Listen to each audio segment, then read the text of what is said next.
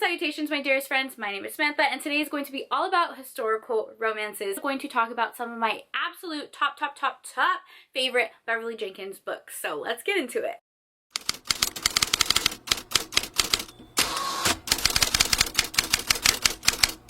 Hello, how are you? Welcome or welcome back to my channel. Welcome back. Today I'm going to be talking all about Beverly Jenkins, Queen Bev, my queen. I love her so much. You guys, if I had to pick like a top favorite historical romance author, Beverly Jenkins is just that girl. She's just that girl. I'm recently falling back in love with historical romances, which has been so fun. So I thought I would talk about one of my favorite authors. Go back on my channel, you will see many videos about Beverly Jenkins because I love her and I'm obsessed with her. I got to do an interview with her on Jessica's channel from Peace of Books, and it was so magical. It was so magical, and you can watch the replay of that interview, so I'll put it down below. Her reading vlog when I like first discovered her books and was reading some of her backlist, so I'll link that. My dad recently read Indigo by Beverly Jenkins and he loved it too, so I just love her. This whole channel is basically a love letter to her writing. If you are unfamiliar who Beverly Jenkins is, she is a romance writer and she writes quite a few genres. She writes romantic suspense, inspirational romances, and historical romances. I am personally more familiar with her historical romances, but she does write a lot of different genres, and she even has like some novellas too. A lot of people do refer to her as Queen Bev because she's an absolute trailblazer in the historical romance community. She's been writing since the 90s, absolutely mastered her craft. Her books are sweepingly romantic, and she blends diversity and culture in such a stunning way. All of her books really focus on Black love, history, and the care that she pours into her romances is unlike any author I personally have ever seen. Like a little introduction, but I will leave that video that Jessica did down below. Also, she did an interview on the Fated Mates podcast that is such a good listen if you want to check that out too. I thought I would break it down for you guys on like where to begin if you're unfamiliar with her work, and I'm going to talk about my top 3 favorite books by her. So these are the 3 that I would recommend starting with. Keep in mind that Beverly Jenkins is truly an artist, and a lot of her books do connect, like even her historicals and her contemporary romances. A lot of the families and characters are connected, but they can be read as standalones. When you read them all together, you're like in the world, and it's amazing. But anyways, all 3 of these I think that you could read as standalones, and they are amazing starts. So if I had to pick one Beverly Jenkins, just one to recommend to you, it's going to be Indigo. Absolutely, without a doubt, 100%. This is one of my favorite books of all time. I talk about it nonstop. This takes place during the Underground Railroad, and our heroine Hester is a safe house in the Underground Railroad, and that is where she meets our hero under his moniker, the Black Daniel. Our hero Galen is known for freeing African-American slaves. He's badly injured, so he goes to her house, which is a safe house, and she kind of like nurses him back to health, and it follows their romance. The plot, the romance, the emotional connection between our characters, heroine's individual growth, everything in this book is just so well crafted. If I were to give someone like a perfect historical romance just from like beginning to end, it's this book. It's perfect. It's literally so perfect. I don't want to do any spoilers, but this has a marriage proposal in it that is the most romantic thing I've ever read in my entire life. I've reread this book like 5 times, read it physically, listened to the audiobook. It's so good. My dad, who is not a romance reader, has read this book and he also loved it. He thought it was incredibly romantic. He also really got into like the history aspect of it. So it's just...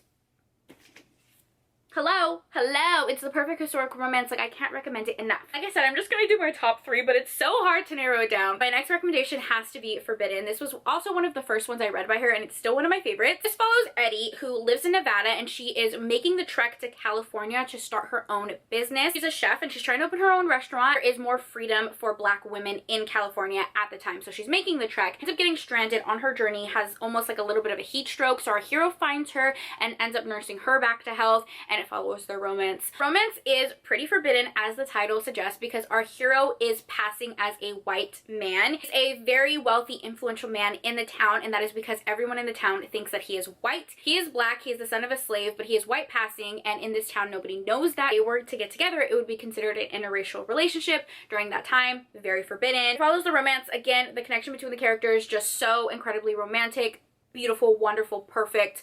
everything.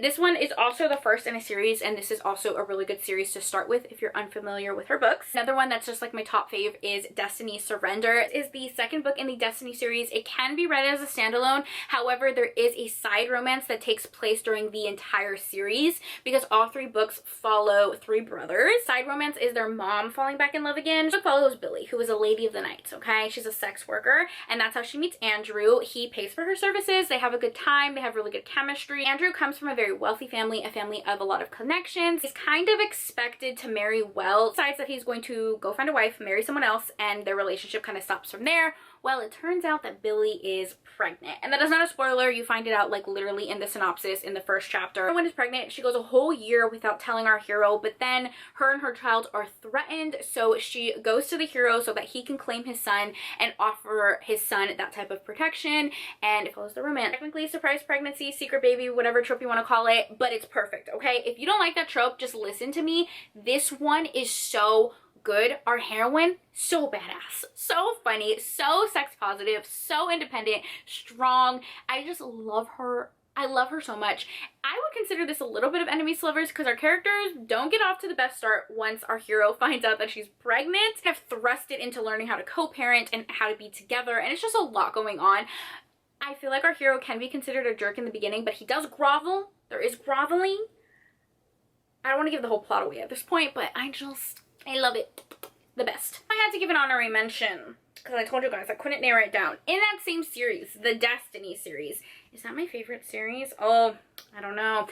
Anyways, in that same series is Destiny's Captive. This is the 3rd book in the series. Follows the youngest brother, Noah. It's a pirate romance. When our hero was very, very young, he was basically kidnapped and sold into trade and forced to work for his freedom. Very traumatic. And when he is finally let go, he ends up purchasing a boat of his own, and he trades like imports and goods. Now he meets our heroine because she steals his ship. Yep, she's a pirate. It's a lady pirate. It's so freaking wonderful. She steals his ship, and he holds a little bit of resentment towards that, so he goes and finds her, and it follows their romance, and it's so good. The reason this one is one of my favorites is because the heroine is Dominican in this book, and if you didn't know, my dad is Dominican. Book and a book by Adriana Herrera were one of the first books where I ever saw that culture like on page. It made like little Samantha, who didn't see herself represented in like mass media as a kid, so happy. Like, it healed my inner child, if that makes any sense. So so special to me. I had to include it. But yeah, those are my absolute favorite Beverly Jenkins books that I highly recommend to you. Alright, I hope you guys enjoyed this video. If you haven't checked out Beverly Jenkins, I highly recommend you do. Let me know in the comments down below what your favorite Beverly Jenkins book is. And as always, thank you for taking time out of your day to spend time with me. It means the world to me. I hope you guys are all staying happy and healthy, and I will see you in my next video. Bye!